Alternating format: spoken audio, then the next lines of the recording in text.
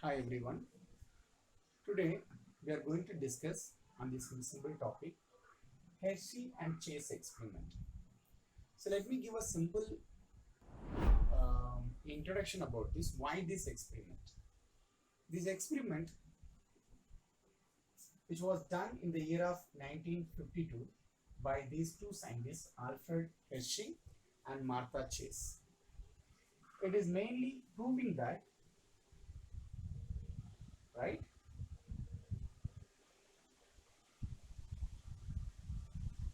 DNA as a genetic material. It's mainly proving that DNA as a genetic material, because as per the earlier experiment, earlier reduction and all, many scientists involved in this. I mean, which can be a genetic material in a cell. Either can it be a DNA or protein, RNA, this kind of different doubts.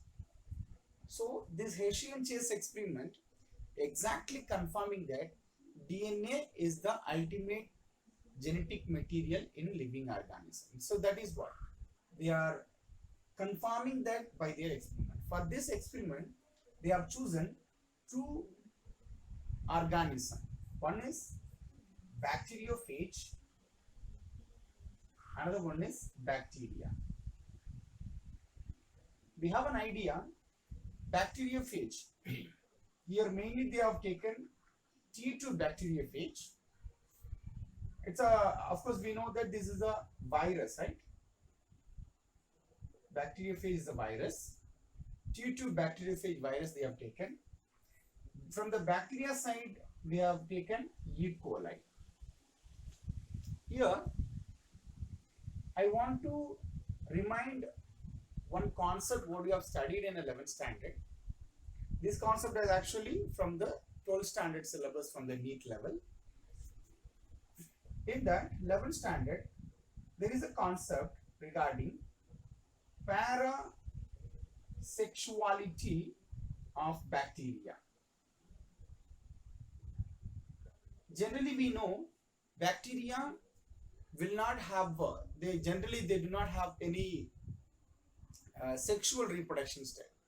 They are maximally will go with the asexual reproduction, binary fission, right? Or some other method, which are whatever available, that is the major method of them. But here, parasexuality means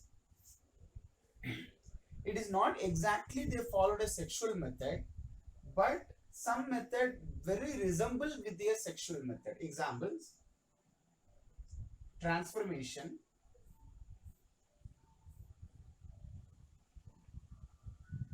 conjugation, transfection.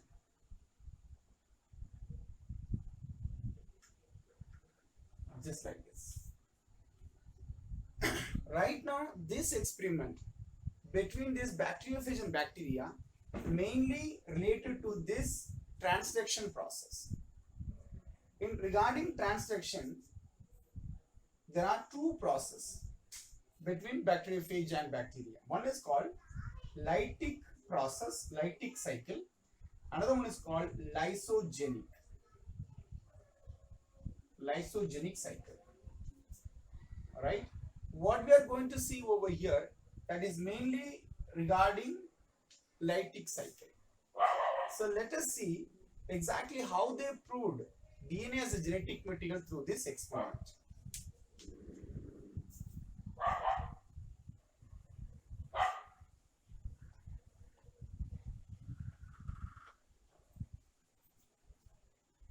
In this case, they have taken two radioactive substances.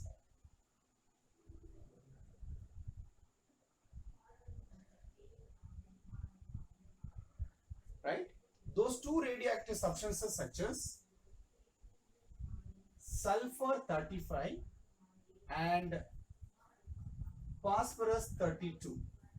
These two radioactive substances they have taken here.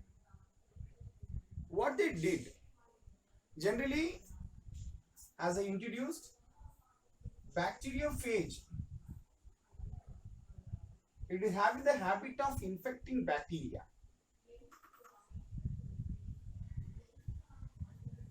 Now, this is the concept of this.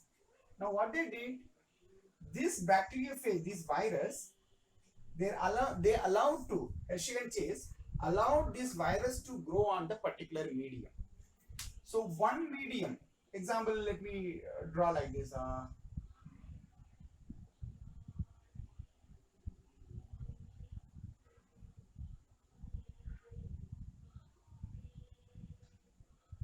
Right? So this is the medium. Just imagine like this. Okay. This medium contains S35. This medium contains phosphorus 32. Okay. Now the particular virus is allowed to grow over here also, as well as here also. Now, end of their growth, you can find the S35 with protein coat of bacteriophage.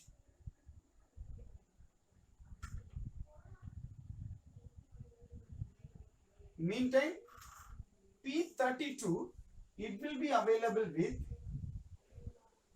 DNA of bacteriophage.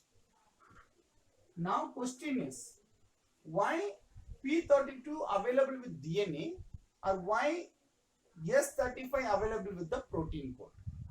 Because as I told you, S stands for, which is sulfur, right? As I told you before also, P phosphorus. So according to the composition of protein and DNA, from the protein, we know that protein it is a composition of many amino acids. In that, sulfur containing amino acids also available. When this protein is going with that, automatically the sulfur containing amino acid, they will take this sulfur and then they go along with the protein code. Meantime, when you are talking on this side, phosphorus, that is available with the DNA, because we know the DNA composition, phosphorus, sugar, nitrogenous bases. So it means automatically this P32 will be mixed with the DNA easily. So by this way only they have taken these two. Done. Now once it's grown on that particular medium, right? Now that particular, the virus which is grown on that medium, were allowed to infect the bacteria. That is the second step. So step number 1, whatever I explained here, that is step number 1.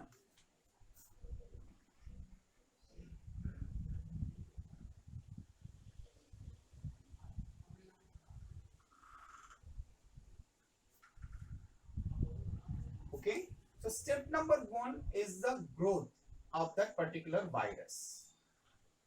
Okay, in the particular medium. Second step is infection. Infection of what? As I told you just now, bacteriophage infecting bacteria. Right. So when they are allowed to infect the bacteria, so we know. So let me draw the same segregation again. Just think like this. Sulfur 35, phosphorus 32. Done. Now this virus is allowed to infect the bacteria. So just draw the diagram like this.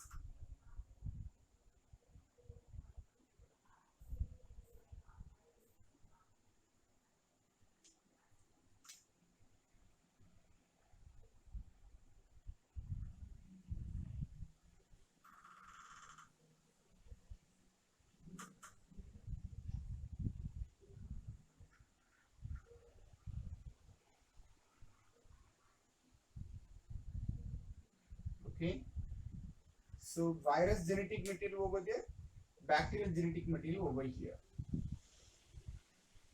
Done. When it's allowed to infect them, so automatically next step what happened? The particular genetic material will come and mix up with the genetic material of bacteria. So the result will be just like this. Bacterial DNA, viral DNA. Done. Meantime, over here, the same way, bacterial DNA as well as viral DNA. Now what happens, as you are saying here, S35, that will be available in the protein coat. The protein coat mainly available at the surrounding of the particular virus. It means S35 will be available over here. P32 will be available with the genetic material. It means over here. Now, by this way itself, we can confirm it very simply. Yes, because when you are checking this one, that particular P32 available with the genetic material of bacteria. But here, S35 is not available with the genetic material of this. So, by this itself, we can confirm it. Yes, no radioactive substance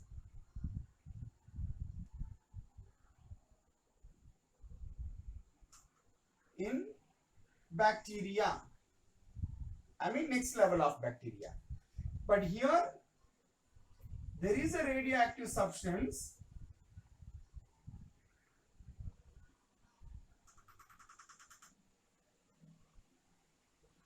with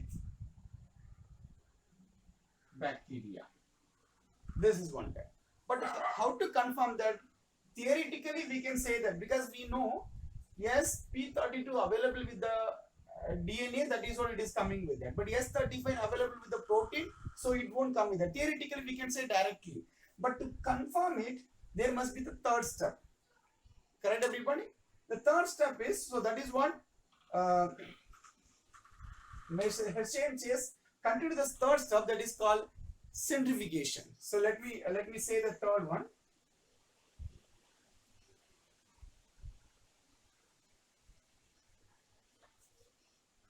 Centrifugation.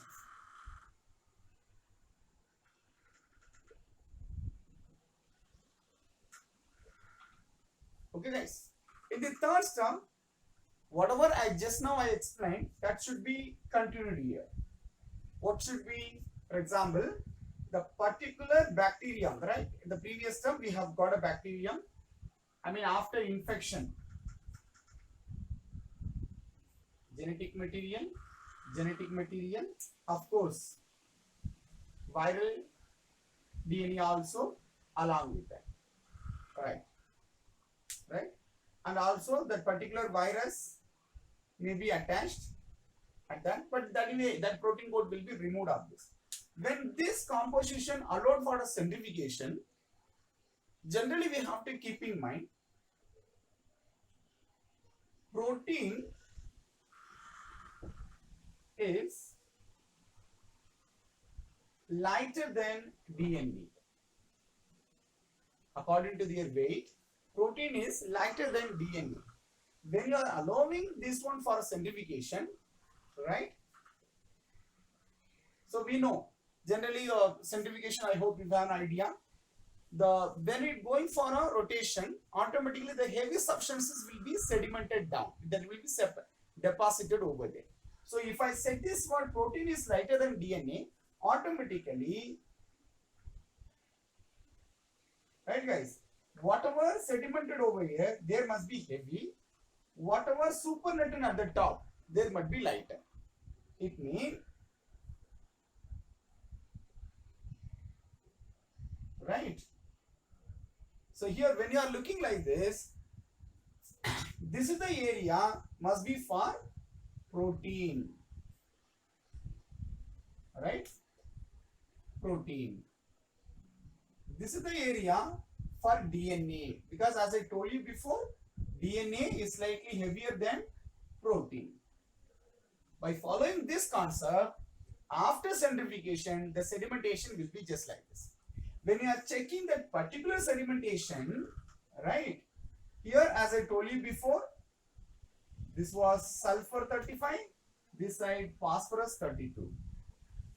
Okay, this sulfur 35 could not be, that is actually found in a supernatant area, but over here it is not. So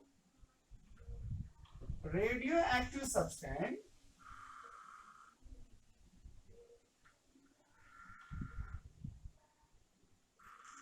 is found in supernatant,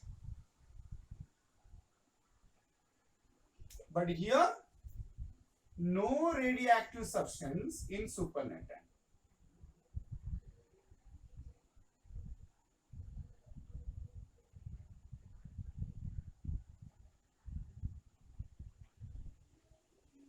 Okay, so because here P32 attached with the DNA, so that is what they sedimented over there. But over here S35 attached with the protein code. That protein code is lighter. Due to that, that protein code can be identified over here in the supernatant. Got it, everybody? So this is what finally Hershey and Chase confirmed that yes, the particular substance, the particular genetic material which is carrying the genetic information from generation to generation, that must be DNA only, not protein or RNA. If it is protein, then they must come over here. But as it not coming, so finalize, they confirm that yes, DNA as a genetic material completely. I hope you all understood. So please give your feedback based on this video over the comments area. Thank you all.